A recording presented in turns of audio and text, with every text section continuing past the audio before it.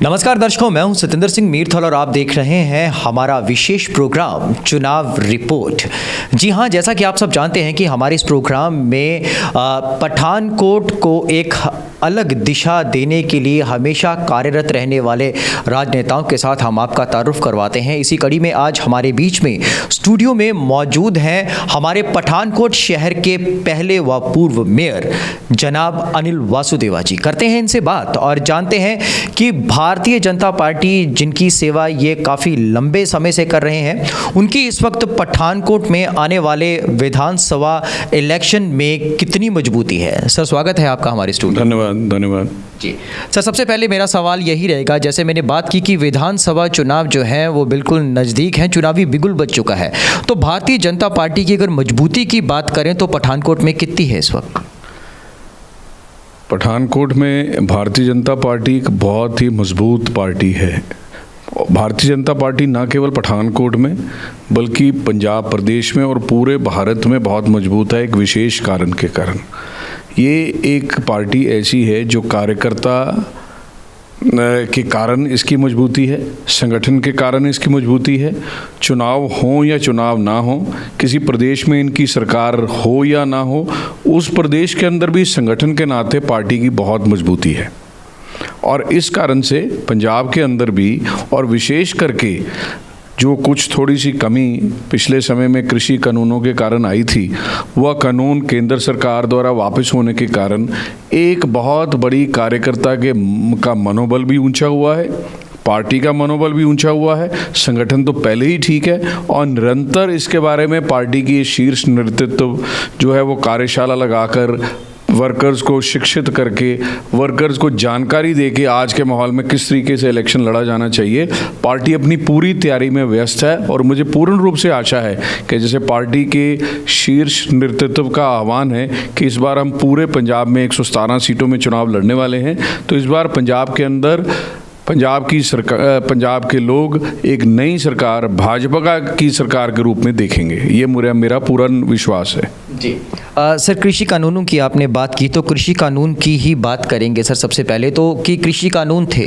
अभी मोदी जी द्वारा, जो हमारे माननीय प्रधानमंत्री हैं, उनके द्वारा कृषि कानून को वापस लेने का ऐलान भी जो है कर दिया गया है। लोगों में कहीं ना कहीं अटकलें हैं कि ये महज एक पॉलिटिकल स्टंट है कि विधानसभा चुनाव आने वाले हैं तो अभी ये बात अनाउंस कर दी, भी 1 साल हो गया किसानों को बैठे। अगर ये पहले होता तो शायद हमें भी ये लगता है कि कॉरपोरेशन के इलेक्शन में भी शायद कुछ और ही देखने को मिलता। आप कितना सहमत हैं इस बात से? देखिए, ऐसा है कि प्रधानमंत्री जी, आप विश्वास कर सकते हैं कि किसी भी कम्युनिटी के लिए, किसी भी वर्ग के लिए कोई ऐसी चीज़ करेंगे जो इसके हित में नहीं होगी, ऐसा संभव ही नहीं है। उन्होंने जब कृषि कानून लाए वो भी किसानों के हित में थे और किसानों का जीवन शैली ऊंची बने, इसकी दृष्टि से उनका ये विशेष प्रयास था।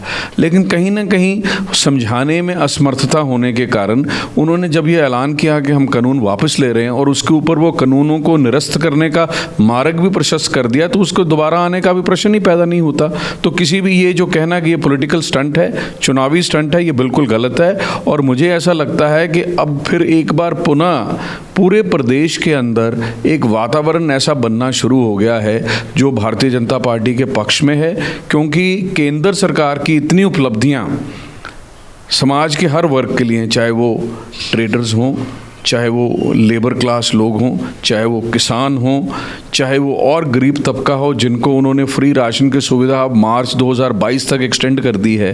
तो मुझे ऐसा लगता है कि ये कानून वापस होने के कारण माहौल बदल रहा है और आने वाले समय में और तेज़ी से बदलेगा और इससे बहुत एक पॉजिटिव प्रभाव जो है आने वाले चुनाव में बीजेपी के पक्ष में पड़ेगा। आपने बात की कारपोरेशन के इलेक्शंस की। कारपोरेशन के इलेक्शंस बहुत सारा जो है वो कुछ लोकल इश्यूज़ के ऊपर लड़े जाते हैं।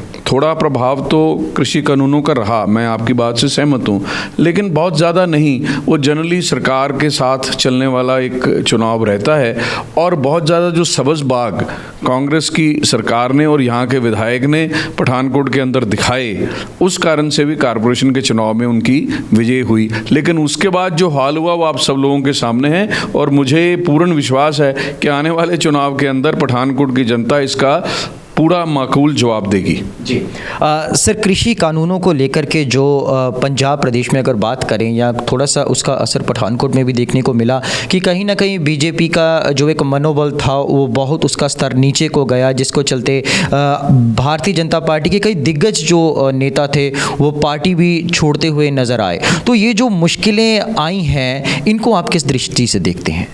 मुझे ऐसा लगता है कि पार्टी, इसमें कोई शक नहीं कि कठिन समय से गुजरी है, लेकिन वो समय अब लद गया है। अब हम ऐसे समय में प्रवेश कर गए हैं जिसमें सब कुछ पॉजिटिव है, बहुत सारी उपलब्धियां केंद्र सरकार की हमारे सामने है। और सबसे बड़ी बात, इस सरकार की 5 साल की जो विफलता है, एक भी वायदा जो इन्होंने पंजाब की जनता के साथ किया था, जो वायदे करके ये पंजाब की सरकार जो है वो सत्ता पे आई थी, वो एक भी वायदा ये पूरा नहीं कर पाए। मैं आपको इसका 1-2 मिनट के अंदर जो है वो बताने का प्रयास करता हूँ। जो नौकरियाँ, घर घर नौकरियों की बात कर रहे थे, क्या घर घर नौकरियाँ मिली? कोई भी नहीं कह सकता इसके बारे में। नशे की बात करें, जो सबसे ज़्यादा एक ज़रूरी विषय था, आज नशा पंजाब के अंदर चरम सीमा पे पहुंच गया है और उसको कम कैसे करना है, उसका किस तरीके से समाधान करना है, इसका कोई भी प्रयास सरकार द्वारा नहीं किया गया। और जो शगुन स्कीम की ये बात कर रहे हैं, बुढ़ापा पेंशन की बात कर रहे हैं, शगुन स्कीम के बारे में आप पता तो करिए। 1 जुलाई से इन्होंने घोषणा करी, पहले तो 21,000 करने की घोषणा करी, फिर 1 जुलाई से उसको 51,000 करने की घोषणा करी। मार्च 2021 के बाद किसी भी बेनिफिशरी के खाते में पैसे ही नहीं आए हैं और इलेक्शन को केवल 1 महीना रह गया है, 1 महीना कोड लगने में रह गया है। तो आप अंदाज़ा लगा सकते हैं इन्होंने जो भी वायदे किए वो वायदे केवल चुनावी स्टंट था, इलेक्शन जीतने के लिए था। इन्होंने समाज का, चाहे युवा वर्ग हो, बूढ़े लोग हों और किसी भी प्रकार के लोग, जिनको गरीब वर्ग, जिनको इन्होंने कहा कि हम कनक के साथ साथ चाय पत्ती भी देंगे, चीनी भी देंगे, सारी चीज़ें देंगे, मिली किसी को? अगर कोई भी किसी के पक्ष में कोई लाभ देने के लिए आया तो वो केंद्र सरकार थी। तो इस कारण आने वाले इस चुनाव के अंदर ना केवल बीजेपी के पक्ष में माहौल बनेगा, बल्कि पूरे पंजाब के अंदर मुझे पूर्ण विश्वास है कि पंजाब की जनता केंद्र सरकार की नीतियों के पक्ष में अपना मतदान करेगी और पंजाब सरकार की विफलता का जवाब इस इलेक्शन के अंदर दिया जाएगा। जी सर, पंजाब के इलेक्शन की आपने बात की है, तो पंजाब में अक्सर ये देखने को आया है, लोगों के एक माइंड में, एक दिलो दिमाग में एक तस्वीर छपी हुई थी, श्रोमणी अकाली दल प्लस भारतीय जनता पार्टी, ये गठबंधन जो था ये लोगों के दिलो दिमाग में छाया हुआ था, जो कि अब टूट चुका है। तो सर अब ये टूट चुका है तो कितना नुकसान समझती है भारतीय जनता पार्टी इसमें? देखिए, ऐसा है कि दोनों एक दूसरे के पूरक थे, इसमें कोई शक नहीं, लेकिन उन्होंने गठबंधन को छोड़ा। भारतीय जनता पार्टी और भी शीर्ष नेतृत्व, जो पंजाब का नेतृत्व है, जो केंद्रीय नेतृत्व है, वो लाइक माइंडेड पार्टी से, आज भी अखबार की खबर थी, कुछ अकाली दल के गुटों से शायद वो समझौता करने में लगे हैं। लेकिन बीजेपी एक कार्यकर्ता बेस्ड पार्टी है और इसकी रीढ़ की हड्डी भी कार्यकर्ता है और पूरे प्रदेश के अंदर इसका संगठन पिछले लगभग, जब से पिछले चुनाव में पार्टी हारी है और कांग्रेस की सरकार बनी है, इसका संगठन हर क्षेत्र के अंदर विकसित हुआ है। तो मुझे पूर्ण विश्वास है कि पार्टी अगर अकेले भी चुनाव लड़ेगी, बदले हुए माहौल के अंदर पार्टी के पक्ष में जो है ये मतदाता अपनी मोहर लगाएंगे और निश्चय ही पंजाब के अंदर भाजपा की सरकार आने वाले समय के अंदर बनने वाली है। बिल्कुल सर। अभी श्रोमणी अकाली दल का गठबंधन जो है बहुजन समाज पार्टी के साथ हो गया है और यहाँ पे टिकट भी जो है बहुजन समाज पार्टी की अनाउंस जो है वो कर दी गई है।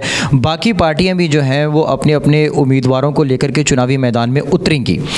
भारतीय जनता पार्टी की बात करें तो किस उम्मीदवार के जो कंधों पर जो है वो भारतीय जनता पार्टी जो है वो अपना झंडा लेकर के मैदान में उतरेगी? सर अभी तक क्या क्या कुछ अटकलें हैं या कुछ चीज़ सामने आई है, क्या कहेंगे? देखिए, भारतीय जनता पार्टी एक ऐसी पार्टी, दुनिया की सबसे बड़ी पार्टी है। इसके अंदर कैंडिडेट को नज़र में रख के चुनाव नहीं लड़ा जाता। हम सब लोग एक विचार के साथ जुड़े हुए लोग हैं। भारतीय जनता पार्टी के सारे सपोर्टर वो बीजेपी को, नरेंद्र मोदी को वोट करते हैं और उनकी जो नीतियां पार्टी की पूरे देश के लोगों के लिए, हर वर्ग के लोगों के लिए रही हैं या आने वाले समय में रहने वाली हैं, उसको देखकर वोट करते हैं।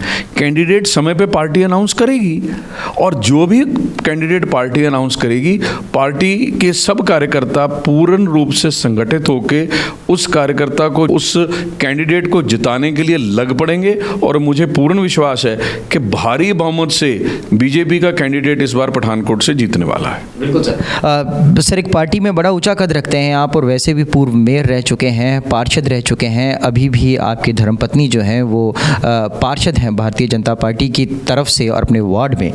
सर, वैसे भी क्या अटकलें हैं, क्या लगता है कि पार्टी किसके सिर जो है ये सेहरा बांधेगी? कुछ तो अनुमान आपने भी लगाया होगा।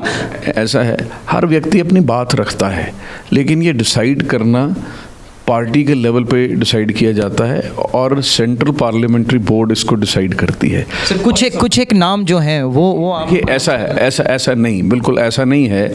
बहुत सारे लोग अपना अपना जो है वो पक्ष रखते हैं, सारी बात करते हैं, लेकिन किसी एक व्यक्ति का नाम तभी आएगा जब पार्लियामेंट्री बोर्ड टिकट अनाउंस करेगी, और जिसका भी नाम आएगा पूरी पार्टी संगठित होकर उसके पीछे खड़ी होगी और उसको जिताने के लिए सिर धड़ की बाजी लगाएगी। बिल्कुल सही सर। सर, एक बात और भी कई बार अखबार की सुर्खियां भी थी या एक बातें भी हो रही थी कि जो हमारे पंजाब प्रदेशाध्यक्ष हैं अश्विनी शर्मा जी, उन्होंने कॉरपोरेशन के इलेक्शन में जो है वो जोर नहीं लगाया। अगर वो थोड़ा सा फील्ड वर्क करते, जोर लगाते तो शायद कुछ और ही जो था सीन देखने को सामने आता। क्या लगता है सर, इस बार भी उनकी जिम्मेवारी जो है वो एक साइड की रहेगी? अपने शहर के बारे में कुछ सोचेंगे? देखिए, ज़रूर सोचेंगे, और प्रदेश अध्यक्ष का जो दायित्व होता है वो बहुत बड़ा होता है। उन्होंने कारपोरेशन में भी, उनके पास और भी कारपोरेशन की जिम्मेवारी थी, पूरा प्रयास किया। ऐसा ये कहना अनुचित होगा कि प्रदेश अध्यक्ष ने अपनी तरफ से जोर लगाने में कोई कमी छोड़ी, और उसी प्रकार से वो जहाँ भी रहें, जहाँ उन्होंने पूरे प्रदेश में चुनाव लड़ाने हैं, जो भी जिम्मेवारी उनको मिलेगी उसका पूरी तरह से वो निर्वहन करेंगे, ऐसी मुझे पूर्ण आशा है। बिल्कुल सर। हमारे सुजानपुर हलका जो हमारा पड़ोसी हलका जो है, अगर वहाँ की बात करें तो आपके एक वरिष्ठ नेता जो है राजकुमार गुप्ता, जो कि पार्टी छोड़ करके जो है वो उन्होंने श्रोमणी अकाली दल का दामन जो है वो थाम लिया। सर, क्या लगता है कि इसी तरह से अगर दिग्गज नेता आसपास के अगर जाते रहेंगे तो कुछ असर जो है वो पठानकोट कॉन्स्टिट्यूंसी पे पड़ता है? देखिए, मैं ऐसा पठानकोट कॉन्स्टिट्यूंसी में तुम्हें फ़र्क पड़ने का, यहाँ पे कोई अकाली दल का कोई ऐसा आधार नहीं है। बीजेपी एक कार्यकर्ता बेस्ड पार्टी होने के कारण इसका न केवल आधार बहुत बड़ा है, बहुत पुराना है, बल्कि पंजाब में ये लाइट हाउस गिना जाता है पठानकोट पूरा जिला।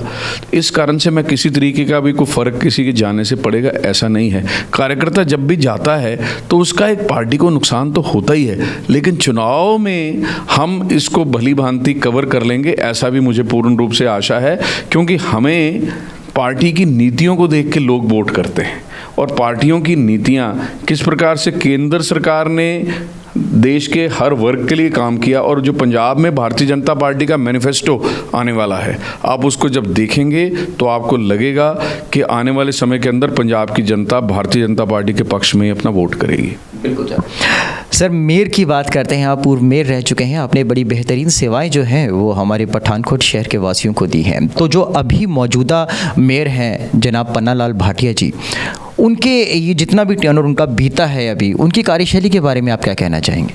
देखिए, मेरे लिए को बहुत उचित नहीं कि मैं उनकी कार्यशैली के बारे में बात करूं। बात करेंगे, समय आने पे उनकी कार्यशैली के बारे में भी बात करेंगे, लेकिन क्या उपलब्धि उनकी जो है वो कारपोरेशन में रही पिछले, अगर हम बात करें लगभग 9-10 महीने हो गए उनको यहाँ पे बैठे, तो एक भी चीज़ उनको गिनाने के लिए उनके पास नहीं है। ना उनके पास है, ना पठानकोट के एमएलए के पास है। एमएलए साहब ने तो पठानकोट में रहते हुए कोई भी जो एमएलए लेवल का काम था, एक भी काम पठानकोट के अंदर नहीं किया।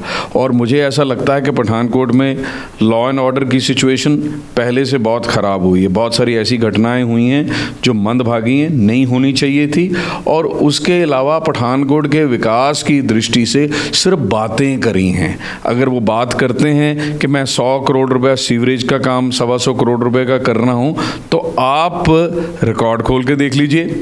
सीवरेज की का जो काम है वो सेंट्रल गवर्नमेंट की अमृत स्कीम के अंदर है, मेरे समय पे हमने सैंक्शन किए हैं, मेरे समय के अंदर उसका टेंडर सफल हो गया था, काम वो लंबा था, वो काम आज भी चल रहा है। लेकिन इसके अलावा बहुत सारी चीज़ों की वो बात करते हैं। पठानकोट के अंदर मैं बात करूं, अगर वो शहर के शुरू में गेट बन रहा है, आपने देखा होगा, उस पे वो जो पूरा काम है आप चेक कर लीजिए, वो 3.25 करोड़ रुपए का पूरा काम एपी के रोड को ब्यूटीफाई करने का काम है। क्या वो जनता के पैसे की वेस्टेज नहीं है। जिस प्रकार से वो गेट बन रहा है और जो उसकी स्थिति है, आप देखिए वो बहुत दुर्घटना प्रोन एरिया आने वाले समय में वो बनने वाला है। जिस तरीके से सड़क के बीच में एक बहुत बड़ा पिलर खड़ा कर दिया गया है और बहुत तेज़ी से लोग दूसरी तरफ से रात के समय में विशेष करके आते हैं, मुझे इस बात का डर है। और ऐसा गेट अगर बनना चाहिए था तो शहर के जहाँ पे म्युनिसिपल कॉरपोरेशन की हद शुरू होती है वहाँ पे बनना चाहिए था। ये जनता के पैसे की सरासर वेस्टेज है। जो पैसे हमने बड़ी मेहनत से केंद्र सरकार से पठानकोट के विकास के लिए बहुत बड़ा अमाउंट हर साल इनको मिले, उसको सैंक्शन कराया था, उसका सरासर दुरुपयोग है। और इनके पास कोई योजना नहीं है। जो योजनाएं हमने बनाई थी गली नाली के बाहर, ये निकल ही नहीं पाए हैं। और मैं ये कह रहा हूं कि इनकी कार्यशैली में मैं क्या बात करूं। मैंने तो मेयर ने अपना कोई इंडिविजुअल, कोई ऐसा व्यक्तिगत रूप से कोई प्रभाव पठानकोट शहर के अंदर पिछले 9-10 महीने में छोड़ा हो, ऐसी बात बिल्कुल नहीं है। आज सफाई का हाल देख लीजिए, पठानकोट के अंदर इनकी डोर टू डोर कलेक्शन बिल्कुल फेल हो चुकी है। हर पॉइंट पे आपको कूड़े के ढेर मिलेंगे। जो हमने मशीनरी खरीदने के प्रस्ताव पास किए थे वो आज तक इम्प्लीमेंट ये नहीं कर पाए। किस प्रकार के विकास की ये बात करते हैं। तो मुझे इस पे इनके काम में मुझे ऐसा लगता है कि विकास की दृष्टि से, कार्यशैली की दृष्टि से ये बिल्कुल पूरी तरह से विफल हुए हैं, असफल हुए हैं। बिल्कुल सर, आपने अपने प्रोजेक्ट्स की बात की कि कई प्रोजेक्ट्स हैं जो आपने जो है वो शुरू किए थे, जिनका श्रेय जो है ये हमारे विधायक साहब या कांग्रेस सरकार जो है जो पठानकोट में वो ले रही है। तो जो आपने अगर प्रोजेक्ट शुरू किए थे, अगर सब कुछ अच्छा था, सब कुछ सही था, इम्प्लीमेंट भी हो रहे थे, तो क्या कारण था कि 2017 में सर शिकस्त मिली, जीत क्यों नहीं मिली? ऐसा है, बहुत सारी चीज़ें मैं अगर ये मानूं कि विकास का काम लोगों को एक मार्ग दिखाता है, लोगों को एक कार्य करने का, और आने वाले समय में क्या प्रभाव उसका रहेगा, उसका असर लोगों के मन में छोड़ता है। लेकिन लोगों के मन में उस पार्टी की परसेप्शन, आने वाले समय के अंदर चुनाव में कौन पार्टी जो है वो अच्छा करेगी, इसके बारे में अगर परसेप्शन उनके दिमाग में बन जाती है तो कई बार वो वोट नहीं करते। ये सबसे बड़ा कारण रहा। ना हमारे कैंडिडेट के प्रयास में या उसके काम में कोई कमी थी, ना हमने किसी बात की कमी छोड़ी, लेकिन लोगों का जो मतदान हुआ उसमें हमें हार मिली। हमने सिर माथे पे वो हार लेके उसको सुधारने का प्रयास जो है अगले 3 सालों में पूर्ण रूप से किया। और जिस प्रकार से ये सरकार का कार्यकाल पिछले 5 साल का रहा है, मुझे पूर्ण रूप से ये हर फ्रंट पे ये विफल रहे हैं। और मुझे पूर्ण विश्वास है कि इसका जवाब आने वाले चुनाव के अंदर पठानकोट की जनता देगी। सर, किसी भी पार्टी प्रवक्ता से अगर बात करते हैं, भारतीय जनता पार्टी को छोड़कर अगर दूसरी पार्टी प्रवक्ताओं से जब भी बात होती है तो उनकी जुबान पर एक ही बात होती है कि अगर मुकाबला होगा तो त्रिकोणीय होगा, भारतीय जनता पार्टी को तो आप पीछे ही कर दो, अब पंजाब में वो तो अब आगे आ ही नहीं सकती। सर, ये क्या मानसिकता है, ये क्या कारण क्या बन गया? ये मानसिकता, ये सिर्फ वो अपने आप बहुत ज़्यादा एक सब्ज़बाग अपने आप को दिखा रहे हैं, ऐसी मानसिकता उन्होंने अपनी बनाई हुई है। ये चुनाव के रिज़ल्ट आपको ये सारी बात बताएंगे। आपको मैं याद करवाना चाहता हूं दिल्ली का वो चुनाव जहां आम आदमी पार्टी ने 70 में से 67 सीटें जीती थी।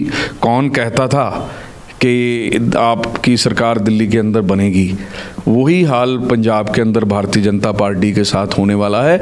आने वाले समय के अंदर बहुमत के साथ भारतीय जनता पार्टी पंजाब में सरकार बनाने वाली है, ये मैं आपको विश्वास के साथ कह सकता हूँ। सर, पंजाब सरकार की बात हुई है तो चलिए अब ये भी बता दीजिए कि सर सीएम का जो चेहरा रहेगा भारतीय जनता पार्टी में वो कौन रहेगा? देखिए, पार्टी में बहुत सारे वरिष्ठ नेता हैं और पार्टी को ज्वाइन करने वाले नेताओं की भी इस समय होड़ लगी हुई है। और मैं आपको ये मैं नहीं कह सकता, मैं इसके लिए शायद उपयुक्त व्यक्ति नहीं हूँ, मैं आपको स्पष्ट रूप से कह रहा हूँ, लेकिन बहुत सारे वरिष्ठ कैपेबल लीडर्स पार्टी के अंदर हैं और पार्टी समय आने पे अपने सीएम चेहरे का ऐलान भी करेगी। और पार्टी का शीर्ष नेतृत्व इस सारे काम में लगा हुआ है। मुझे पूर्ण रूप से विश्वास है कि जहां सरकार बनेगी वहां बहुत बढ़िया सीएम भी पार्टी का बनेगा। सर, 2022 के विधानसभा चुनाव में जब ये चुनावी बिगुल तो बज ही चुका है, ये काम शुरू हो चुका है, और टिकट सर कब तक अनाउंस होने की संभावना है? ये पार्टी को टिकट का उनका एक प्रक्रिया है। जब प्रक्रिया पूर्ण होगी, मुझे ऐसा लगता है कि चुनाव की घोषणा के बाद ही टिकट अनाउंस होगी। और यहाँ पे आवश्यकता नहीं। पार्टी की मीटिंग्स लगातार चल रही हैं, पार्टी के प्रोग्राम्स लगातार चल रहे हैं, पार्टी के कार्यकर्ता की बैठक चल रही है, बूथ लेवल तक पार्टी का कार्यकर्ता बड़ा सक्रिय है। सो कोई भी कैंडिडेट आएगा उसके लिए सब लोग कार्यकर्ता मिलकर सिर धड़ की बाजी लगाएंगे, रात दिन एक करेंगे और उसको जिताएंगे। क्या सर बड़े बड़े राजनेताओं के चेहरे भी देखने को मिलेंगे पठानकोट वासियों? जरूर जरूर आएंगे। पठानकोट एक लाइट हाउस है, सब लोग आएंगे। जिसकी ड्यूटी पठानकोट के अंदर लगेगी, पठानकोट में बहुत सारे लोग प्रचार के लिए आएंगे, मुझे पूर्ण रूप से आशा है। बिल्कुल सर। सर वार्ड्स की बात करते हैं, आपने बूथ की बात की है, तो बूथ स्तर पर अगर बात करें तो कितना अभी तक जितना भी कार्य हुआ है, कितना प्रोत्साहन जो है जनता की तरफ से मिल रहा है? बहुत अधिक प्रोत्साहन। और कृषि कानून रद्द होने के बाद एक जनता कार्यकर्ता के मन में एक उसका मनोबल ना केवल ऊंचा हुआ है, उसको लगने लगा है कि जो सपना पार्टी ने पंजाब के अंदर देखा था वो साकार करने का समय आ गया है। और पार्टी का कार्यकर्ता पूर्ण रूप से जो उसका मनोबल बहुत ऊंचा है। ग्रामीण क्षेत्र की बात करेंगे सर, अगर मोस्टली किसानों की बात करें तो ग्रामीण क्षेत्र से जो हैं वो बिलोंग करते हैं। हमारे गांव की अगर बात करें तो जो पठानकोट कॉन्स्टिट्यूंसी के जो अंतर्गत आने वाले गांव हैं, इस वक्त वहां पर भारतीय जनता पार्टी की क्या स्थिति है? देखिए, गांव में भी कोई भी काम पिछले 5 साल के अंदर ये सरकार नहीं करवा पाई है। गाँव के अंदर भी अगर आज कोई विकास हो रहा, मैं आपकी जानकारी के लिए बता दूं, वो सारा का सारा सेंट्रल गवर्नमेंट के पैसों से, 15th और 14th फाइनेंस कमीशन के पैसों से। कुछ देर तक 2020 तक 14th फाइनेंस कमीशन था, उसके बाद 15th फाइनेंस कमीशन आ गया। उनके पैसों से, वो ग्रांटों से गांव के अंदर काम हो रहा है। और गांव के अंदर भी भारतीय जनता पार्टी का जो स्ट्रक्चर है, जो संगठन है, वो बहुत मजबूत है बूथ स्तर तक। और लगातार उसमें कार्यक्रम और कार्यकर्ता के कार्यक्रम चल रहे हैं। सभी वरिष्ठ नेताओं का जो है वो प्रवास भी वहाँ पे चल रहा है और वहाँ पे भी बहुत अच्छे रिजल्ट आने वाले समय में देखने को मिलेंगे। बिल्कुल सही सर। तो सर समय जो है अपनी रफ्तार के साथ भाग रहा है। मैं चलते चलते बस एक आखिरी सवाल जो है वो आपसे करूँगा कि 2022 के विधानसभा चुनाव में जनता से एक आखिरी अपील आप क्या करना चाहते हैं कि क्या लगता है कि इस वक्त जो है वो समय जो है वो बदल गया है, कृषि कानूनों को लेकर के अभी भी लोगों के दिमाग में जो है वो बात अभी भी खनक रही है, क्या कहेंगे सर? देखिए, पंजाब में 10 साल लगभग श्रोमणी अकाली दल भारतीय जनता पार्टी की सरकार रही। जिस प्रकार का विकास हुआ, जिस प्रकार लोगों के दरवाजे पे जाके, लोगों के दर पे जाके लोगों की समस्याएं सुनी गई, लगातार जो है वो इस प्रकार के कार्यक्रम चलते रहे, उससे लोगों के मन में ऐसा लगा कि वाकई सरकार किस प्रकार की होनी चाहिए। और पिछले 5 साल में जिस प्रकार की सरकार लोगों ने देखी, वो एक अंतर पंजाब के लोगों को पता लगा। ना कोई वायदे पूरे हुए, ना सरकार तक अपनी बात पहुंचाने का समय या मौका पंजाब के लोगों को मिला।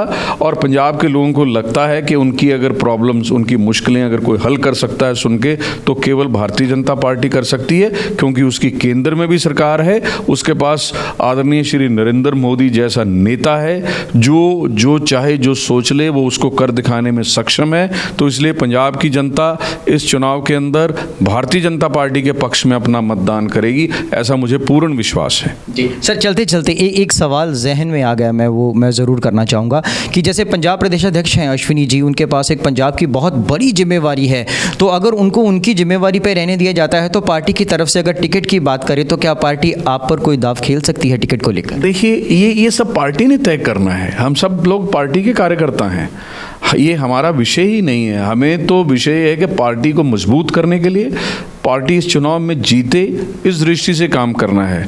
अश्विनी जी के पास दायित्व कोई भी हो, वो बात तय करना भी पार्टी के शीर्ष नेतृत्व का काम है।